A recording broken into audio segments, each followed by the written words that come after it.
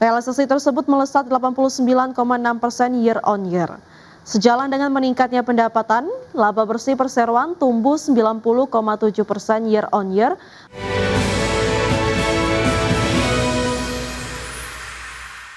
Terima kasih Anda masih bergabung sama kami. Pemirsa, PT Harta Dinata Abadi Tbk membukukan volume penjualan emas murni sebanyak 14,79 ton sepanjang Januari hingga September 2025 atau melonjak 29,6% secara tahunan. Ya, volume penjualan tersebut lebih besar dibandingkan dengan realisasi sepanjang 9 bulan di tahun 2024 lalu. Di sisi harga, perseroan mencatat terjadi kenaikan rata-rata harga jual yang melonjak sebesar 46,3%, seiring dengan tren kenaikan harga emas global sepanjang 2025. Oleh karena itu, perseroan berhasil mengantongi pendapatan sebesar 25,19 triliun rupiah hingga September 2025. Realisasi tersebut melesat 89,6% year on year.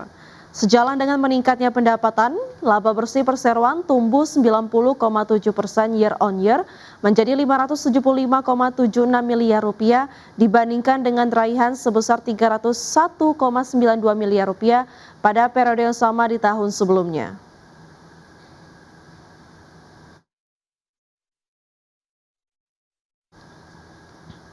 Pemirsa, PT Medco Energi Internasional Tbk memproyeksikan produksi minyak dan gas bumi mencapai 155 hingga 160 MBOE/PD sampai akhir tahun 2025. Ya, proyeksi tersebut akan turut dikontribusikan oleh produksi dari blok koridor usai perseroan menyelesaikan akuisisi Fortuna Internasional.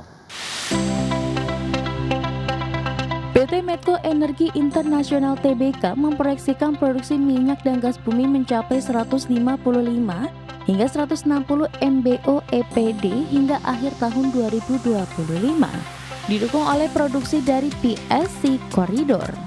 Direktur and Chief Administrative Officer Medco, Amri Siahaan, mengatakan bahwa peningkatan tersebut ikut dikontribusikan oleh produksi dari blok koridor setelah Medco Energi menyelesaikan akuisisi Fortuna Internasional yang memegang hak kepemilikan tidak langsung sebesar 24% di PLC Corridor.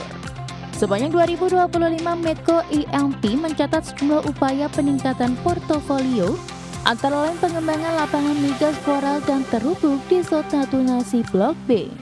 Kemudian penyelesaian akuisisi 24% participating interest di koridor PSC dari Repsol E&P, serta pengambil alihan 45% participating interest sekaligus hak pengelolaan di Saka Kemang PSC.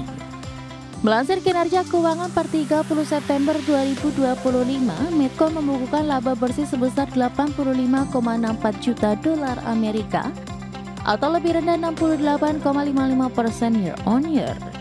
Di sisi top line, Medco mengantongi pendapatan 1,75 miliar dolar Amerika, capaian itu turun 1,45% dibandingkan pendapatan senilai 1,78 miliar dolar Amerika pada periode yang sama di tahun 2024. Berbagai sumber, IDX Channel.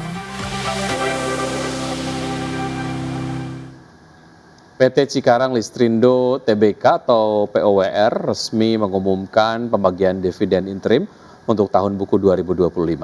Nilai dividen mencapai puluhan juta dolar Amerika dan akan mulai dibagikan pada Desember mendatang.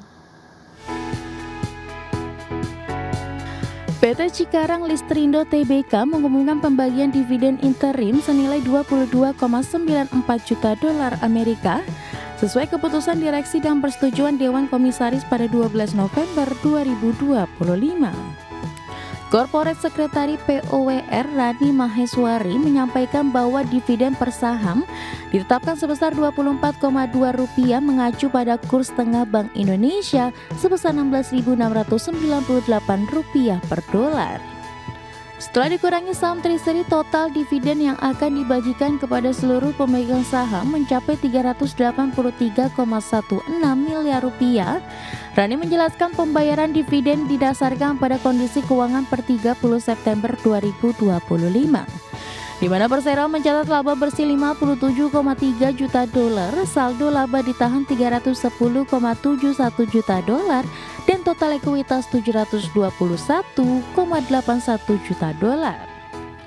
Adapun jadwal pembagian dividen meliputi tanggal kum dividen di pasar reguler dan negosiasi pada 24 November serta di pasar tunai pada 26 November 2025. Daftar pemegang saham ditetapkan pada 26 November dan pembayaran dividen akan direalisasikan pada 12 Desember 2025. Berbagai sumber IDX Channel.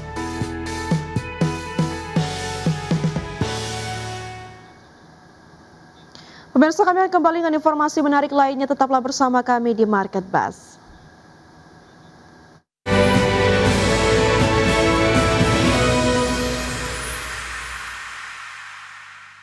Terima kasih Anda masih bergabung sama kami bersama Menteri Keuangan Purbaya Yudi Sadewa memastikan pihaknya akan menindaklanjuti perintah Presiden Prabowo untuk mencari solusi atas penyelesaian utang kereta cepat WUS. Ya, Purbaya menyebut pemerintah kemungkinan akan lebih menanggung beban infrastruktur WUS. Menkyu Purbaya Yudi Sadewa menegaskan pembagian tanggung jawab dalam proses restrukturisasi utang proyek kereta cepat Jakarta-Bandung atau WUS merupakan keputusan final untuk solusi utang WUS antara pemerintah dan Badan Pengelola Investasi Danantara. Menurut Purbaya, arahan Presiden Prabowo menunjukkan adanya kemungkinan bahwa pemerintah akan menanggung biaya terkait pembangunan infrastruktur. Sementara nantinya Danantara akan bertanggung jawab atas rolling stock atau pengadaan sarana kereta. Meski demikian, Purbaya menegaskan bahwa skema final belum ditentukan. Dirinya menekankan pentingnya pembicaraan langsung dengan pihak China agar prosesnya transparan dan tidak menimbulkan kerugian bagi negara.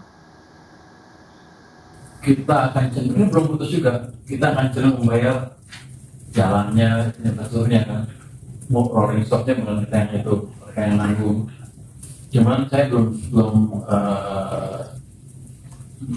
mendapatkan atau kita belum sampai kesimpulan detail seperti apa. Makanya saya bilang kalau nanti mereka diskusi dengan sana, saya mau lihat, jangan sampai saya kerugi amat gitu loh. Tapi kita lihat yang terbaik buat negara ini. Selanjutnya pemirsa, upaya restrukturisasi masalah keuangan Badan Usaha Milik Negara atau BUMN juga tengah dilakukan Badan Pengelola Investasi Danantara. Ya, di mana Danantara menyiapkan 21 program kerja pembenahan atau restrukturisasi sejumlah BUMN sektor strategis yang dinilai kurang sehat. Restrukturisasi bisnis Badan Usaha Milik Negara atau BUMN di sejumlah sektor strategis terus dilakukan Badan Pengelola Investasi Danantara. Restrukturisasi ini dilakukan terhadap sejumlah BUMN yang terindikasi tidak sehat baik dari sisi operasional, pengelolaan hingga tata kelola keuangan. Untuk itu Danantara menerbitkan 21 program kerja pembenahan intensif terhadap sejumlah BUMN yang dinilai kurang sehat. 21 program kerja Danantara tersebut diantaranya restrukturisasi BUMN sektor strategis, konsolidasi dan streamlining dari berbagai bisnis di BUMN dan pengembangan bisnis. Managing Director Danantara Febriani Edi menegaskan Danantara tengah mempercepat proses restrukturisasi di sejumlah BUMN yang kurang sehat. Proses ini ditargetkan selesai tahun ini. Dan bila jika restrukturisasi di sejumlah BUMN tidak diselesaikan tahun ini, maka ke depan proses restrukturisasi akan lebih sulit dilakukan. Terbaru Danantara telah melakukan penyuntikan modal kerja di PT Garuda Indonesia Persero Tbk untuk perbaikan kinerja layanan penerbangan Garuda Indonesia. Danantara telah menyuntikkan modal sebesar Rp23,67 triliun. Di sisi lain untuk mendukung 21 program kerja penyelamatan BUMN tersebut, Danantara akan merampungkan tata kelola dan kebijakan internal, terutama terkait kapital keuangan, manajemen risiko, hukum serta sumber daya manusia. Dari Jakarta, Tim Liputan IDX.